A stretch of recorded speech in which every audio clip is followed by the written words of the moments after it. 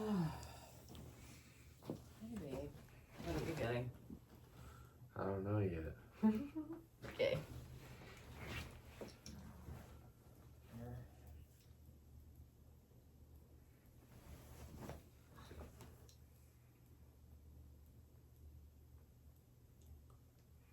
It's like in which we order dinner. I guess I'll get Jack in the Box. I like Jack in the Box. I know you do. Oh.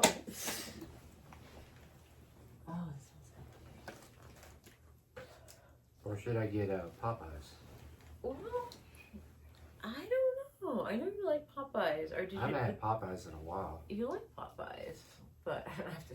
You know, you like the Burger King too. I mean, did you say Burger King had the best burgers? Pretty much. I think I remember you saying that once, but the Popeyes deals with chicken anyway, so it's like a different thing. Actually, you're making me want a Burger King. Okay. Well, I'll be eating red meat too, so it's cool.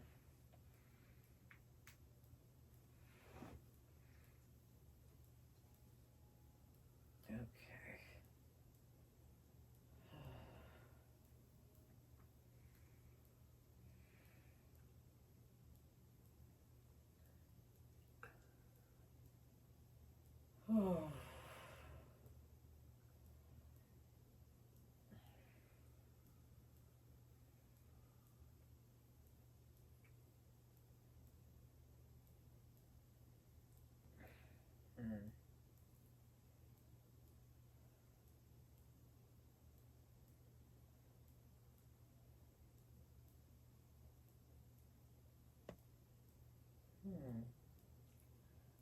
It's just weird that they didn't specify which book. Like, do they mean my most recent book, or do they mean any of my other books? I have been putting down Hard a to book know, a year. isn't it? Yeah, it's really hard to know, and I'm not asking for like gushing praise of the book. I mean, some people put that in when they're trying to get me to pay for writer services letters, and some of them don't. Some of them put in the same text, which tells me that some AI wrote it.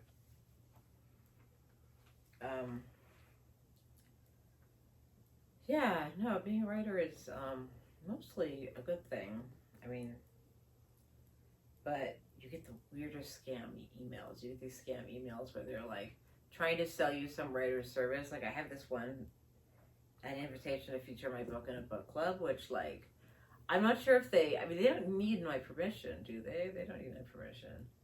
Why would they be contacting me? Because they want me to pay them for the privilege of being in their book club. It seems, but I've read their PDF they sent,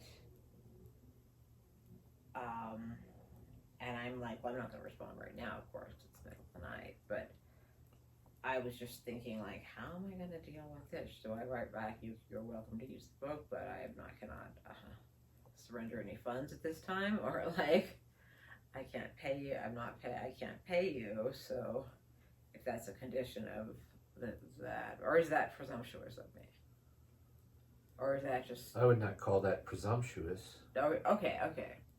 Yeah, but I wouldn't either. I would just be like, it's good to be clear up front about, like, you know, stuff like money with that, especially with author stuff, you know? Is this recording? Oh, yeah, we are recording. I was just talking about author stuff. I didn't even know we were being recorded. Oh, I said 1, 2, 3, but that's okay. You were busy. I thought you were just counting. I just count for fun, like periodically. I'm like 27, 1, 2, 3. 46, 47, 48, 49. I turned 49 in like a week. Or is it less than a week? Less than a week. Less than a week, yeah. After a few 39 days. in a matter of days. It's Wednesday. Wednesday is my birthday. 3 days. 3 days, yes. Or is it 2? Oh my God. You're right. Sunday is almost over. It's like 3 days. 10. 3 days left. Okay.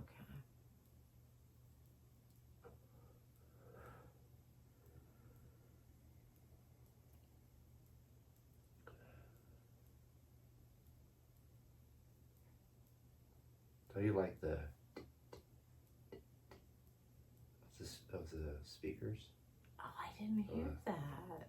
That's sounds like a cool sound. It sounds kind of like the record It player. reminds me of sounds. a old clock or something. Yeah, sometimes those little creakings, and sometimes the house will creak a little bit. It'll be kind of like, oh. Not very much. It's pretty sturdy. Like, oh, that was what I was going to tell you about watching War of the Worlds, which I felt like I'd save till afterwards because it's more of a longer story. Like, if there ever is a natural disaster for us, Yeah. my plan, and this has always been my plan, is to just hunker down where I am. Make sure all the doors that are locked, all the windows or blinds are closed, and just hunker down right where I am. Yeah, but it depends on what kind of disaster it is. You think? Yeah, it depends on what it is. Oh, see, for me, it's like, I don't care what it is. What is I'm a zombie staying in invasion? my house. Well, I mean, going outside where the zombies are isn't going to help things. But they'll eventually be able to break in. I don't believe in zombies anyway. I know, but I'm just saying if it happened. Okay, but I'm talking about like actual natural disasters like that have happened to people, like floods and tsunamis and That's those things do flooding. happen. It wouldn't have. I mean, floods. We don't flood here because we're up on a hill. When I first moved here, I was staying with my grandma's, and I actually got so afraid one night that it was flooding because it was flooding. It was like 2016, and it was flooding. And We don't flood up here. We're too up high here we're on a hill, so we're okay. We're but too like, high up. her house was over somewhere else in Reno, and so like it was. Was it flooding? No, but I like was watching the news avidly and was like preparing, little meals, little to-go meals for us out of Tupperware, and with what we'd had for dinner. I was being the dutiful granddaughter and preparing us for in case we had to evacuate. Because I mean, if someone comes in and says mandatory evacuation, One good thing to buy choice. for Doomsday type shit is MREs. What is that? Army food. Oh, They're in those packets. Oh, I didn't know. I don't know It anything can about preserve things for like 100 years. It's like interesting. sealed in a certain way where it can preserve things for a really long time, and you can just have meals. And they have some actually good ones. I know because my dad was in the army. Yeah. And he had MREs, and I ate one time, and it was How pretty old were good. you? I was like a little kid. Okay. But I mean, it's pretty good, and they good. last like a long time. And you could buy them actually. Probably like, actually, I would know. I mean, Army surplus stores, Shields. I don't know. You could buy them I in case something terrible happens, like all electricity goes out in all the world or something. right. See, that's one reason why I have these secret stockpiles. Well, I guess that they're not secret if I'm discussing them on film. So that depends on whether or not we decide to air this. But I have these stockpiles of rice, like these big, like apocalypse prepper buckets, and I might have shown you them in the kitchen, where they are.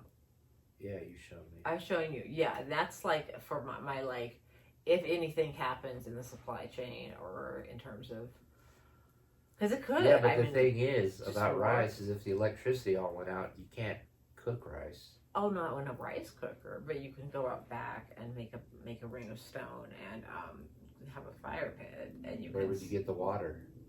There's a stream back there behind on the other side of the fence. That water is probably contaminated. I have a pump that pumps the stuff out. I bought a camping pump to pump the stuff out because I was preparing. Okay. This is when I had nothing to do and I was I was like... saying MREs would be so much easier. You can just eat them right out of the packet. Oh, yeah, and I'm not saying this is like the ideal situation, but mostly the rice is just because, one, I like rice and it's self-stables. But two, also you can, well, we still have electricity and can still use the rice cooker. That's that other appliance that looks kind of like an Instapot, but it would be a crazy thing. It's pretty good. Since we're so dependent on electricity, for all electricity to go out. That would be nuts. Yeah. You wouldn't have water. Yeah. You wouldn't have. Your fridge would start. The fridge would start to go unplugged. bad. We'd have to gradually eat whatever was going to go bad, or if it was already bad, throw it away. Yeah. We wouldn't be able to eat anything because we don't have a fryer. The fryer works like the fryer wouldn't work well. Don't you know how to cook over a fire? Yeah. Because I've been camping and where we showed up, and this is when I was with Katie and But it'd be hard to do that if it was wintertime. Oh shit! If it was wintertime, we would be pretty much screwed. Yeah, then we just have to huddle in the house and like try to figure out a place in the house where we could cook or cook outside, but just be very careful. As in, like, we have to dig down into the snow and like then make a circle of stones to make a fire pit, and then dig it out, and then you have to make it all dry, and then gather enough tin. I know how to start a fire. I'm a Girl Scout. Yeah. You know, you gather the right amounts of tinder and kindling and larger branches and arrange them so in a certain way, and like then you take some toilet paper and or you put it down in the right where the most smallest bits of wood are, and then you light it with a lighter, or I mean flint and steel if you're really old school, but like I've never done that. I only used the lighter, but you know, and so then you once you get a fire going, you can cook over it with like. I mean, usually camping pots and pans, but I mean, if there really was a disaster, it's not like we'd have a whole lot of options. I don't think I have camping pots and pans because they don't actually camp. I just apocalypse prep periodically. But then my mother informed me that you know if there's an apocalypse, you're just gonna die. Like, so don't worry about it. Yeah. That was her scientist take on it. So I was like, okay. I think I was just bored.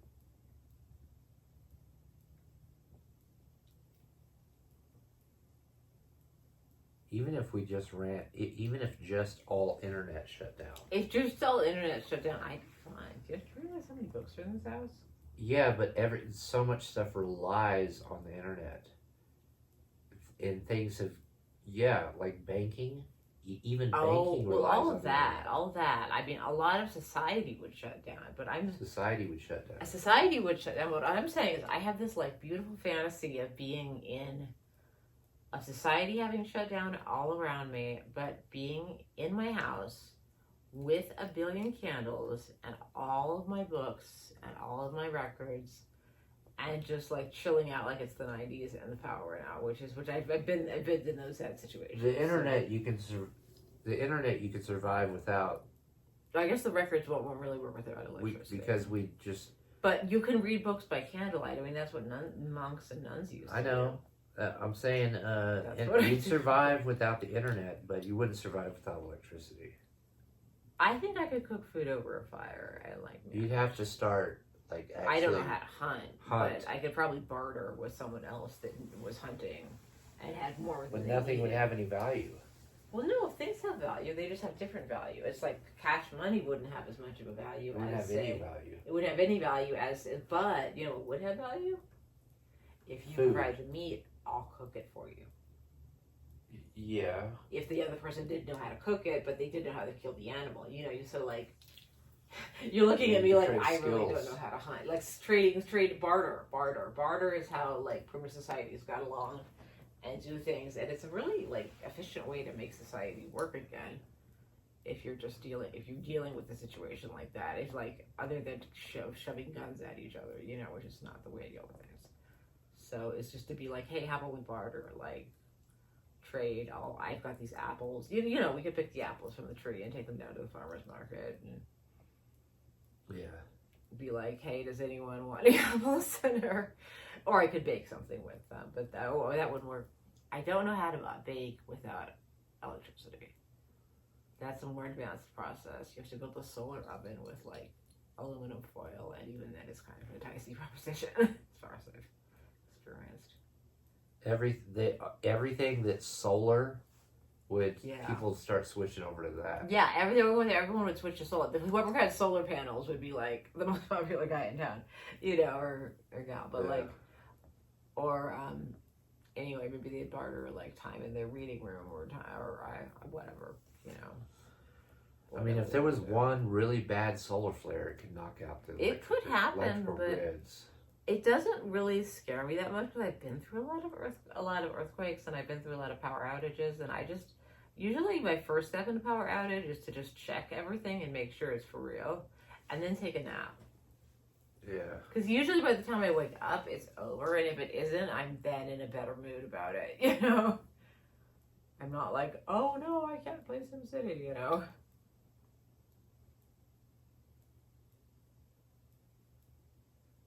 Did you?